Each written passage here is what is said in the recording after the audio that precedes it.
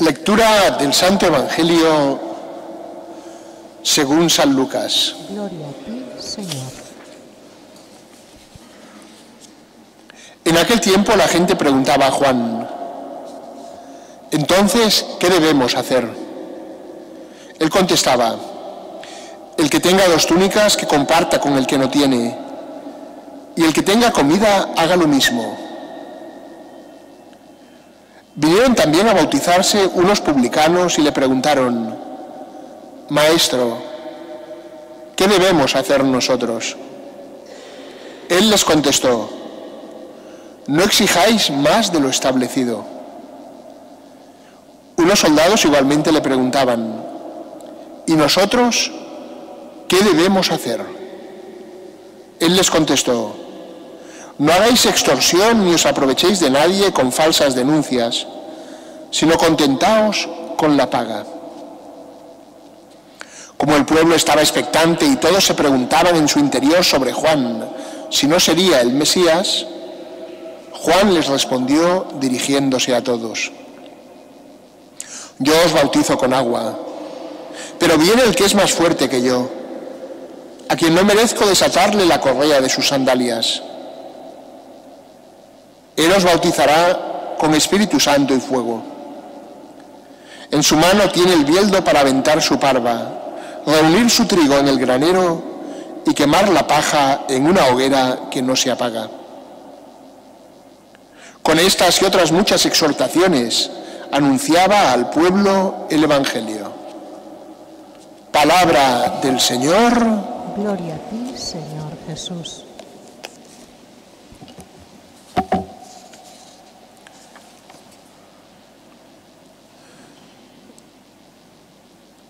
Este domingo, que también en los ornamentos se puede utilizar este color rosa, es el domingo que se llama Día de la Alegría, porque en la antífona del inicio de la misa se recoge un texto que también hemos escuchado en la segunda lectura. Alegraos siempre en el Señor, os lo repito, alegraos, porque el Señor está cerca. Entonces, esta es la primera idea que hemos de retener hoy. La Navidad ya se acerca. Esa cercanía de la Navidad nos recuerda también que caminamos al encuentro del Señor, que por otra parte nunca está lejos, porque está la realidad de la Iglesia, está la realidad de los sacramentos. Pero eso tiene que provocar en nosotros una alegría. Esa cercanía del Señor se sobrepone a cualquier tribulación, a cualquier momento del dolor. El Señor está cerca.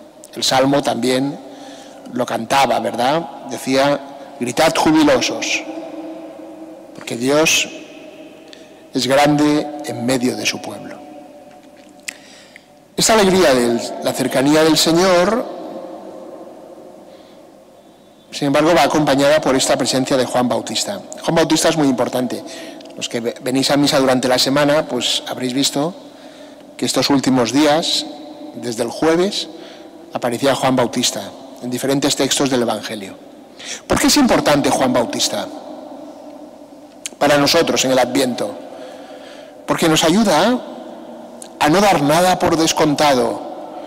Que yo sepa qué es la Navidad, que yo conozca el misterio de la Encarnación, sin embargo, no indica que no deba pararme y no deba prepararme para celebrar ese misterio. No tengo que darlo por descontado. Fijaros que ahora pensaba, mientras preparaba el Evangelio, pensaba en una iglesia, por ejemplo la nuestra, ¿verdad? Hay un espacio, un atrio, un nártex, antes de entrar en la iglesia. ¿Por qué existe ese espacio? No es solo una necesidad arquitectónica, ni principalmente una necesidad arquitectónica. De hecho, no había ninguna necesidad, sino que es un signo para que antes de entrar en la iglesia seas capaz de pensar dónde entras, para que no entres precipitadamente desde la calle, para que de alguna manera dejemos nuestro pensar mundano en el exterior y cuando entremos en la iglesia nos demos cuenta de que estamos en un lugar sagrado. hay ese espacio que te indica, entras en un lugar importante. No lo des por descontado. Y por si venimos corriendo, pues esa barrera física, arquitectónica, nos lo recuerda.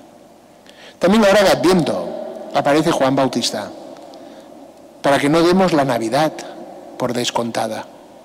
Fijaros que la gente iba a Juan les anunciaba que el Mesías estaba cerca, ¿y cuál era la reacción espontánea, natural de aquellos hombres? Algo que quizá hoy hemos perdido, los cristianos. La reacción espontánea era, ¿qué tenemos que hacer? ¿Qué tenemos que hacer? Dios viene, el Mesías está a punto de llegar, ¿qué tenemos que hacer? Y además nos ilumina en un doble sentido. Por una parte, nosotros hay lo que hacemos como iglesia, de alguna manera representado en toda esa multitud que iban de todas partes, de Judea, de Galilea, de Jerusalén, acudían donde Juan. También nosotros vamos colectivamente como iglesia, caminamos juntos al encuentro del Señor. Pero aparte de ese caminar juntos, daos cuenta de cómo cada uno, en concreto, pregunta, ¿qué tiene que cambiar en mi vida? ¿Qué tengo que hacer yo en mi vida? Y unos le preguntaban, y el Evangelio es muy simpático porque va señalando como diferentes estratos, los publicanos, los soldados, diferente gente. ¿Qué tengo que hacer? Es una pregunta que cada uno de nosotros también tiene que plantearse.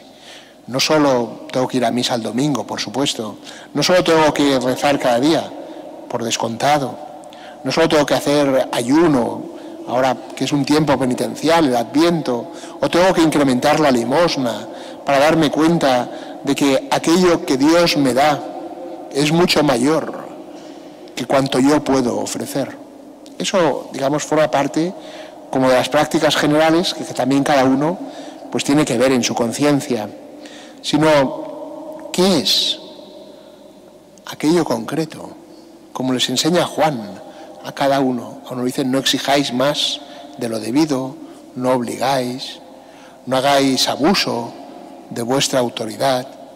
Si tienes 2 mantos, comparte con el que no tiene. ¿Qué tengo que hacer yo en concreto?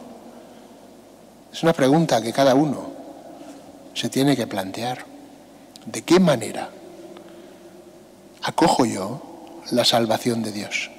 ¿De qué manera percibo en mi existencia, no como una verdad abstracta que me repiten en la iglesia y que vengo oyendo desde hace muchos años y que al final se vuelve de alguna manera insignificante, como refleja en gran parte nuestra ciudad y nuestra sociedad, donde todo está lleno de signos navideños, pero ya están como sin fuerza, están debilitados, cuando no tergiversados. Hoy mientras bajaba por una calle había un cartel que ponía buen comercio, buena Navidad, una igualación tremenda, donde la Navidad significa o vender mucho o comprar mucho. Entonces, ese examen lo tenemos que hacer cada uno de nosotros, queridos hermanos. Porque es Adviento, porque el Señor verdaderamente viene. Porque se nos ofrece la posibilidad de experimentar de nuevo en nuestra vida lo que es la salvación de Dios. Que Dios nos salva significa que tenemos la oportunidad de vivir de una forma totalmente distinta. La primera lectura era muy bonita porque era ese anuncio del profeta Sofonías que decía, alégrate, hija de Sión. ¿Por qué? Decía, porque el Señor ha revocado tu sentencia, ha expulsado a tu enemigo. Eso que se le decía a Israel, Israel tenía conciencia de su pecado y vivía los acontecimientos de una historia como consecuencia de su infidelidad a Dios. Y entendía que por eso a veces los pueblos vecinos lo maltrataban. Era una interpretación que estaba ahí y que ellos comprendían. Entonces Sofonías, el profeta, les anuncia, alégrate. ¿Por qué? porque tu pena ha sido revocada, tu enemigo ha sido expulsado. Ese es un anuncio de la salvación sobre cada uno de nosotros. ¿Qué es lo que pesa? ¿Qué pecado hay en nuestro corazón? ¿De qué me libera el Señor? El Señor viene a liberarme de esa esclavitud, viene a darme la posibilidad de vivir verdaderamente según el dinamismo de su amor. Entonces, recordemos este anuncio de Juan que decíamos al principio. Recordemos que no hemos de dar por descontado el misterio de la Navidad y preguntémonos sencillamente delante de Jesús, ¿qué es lo que tengo que hacer?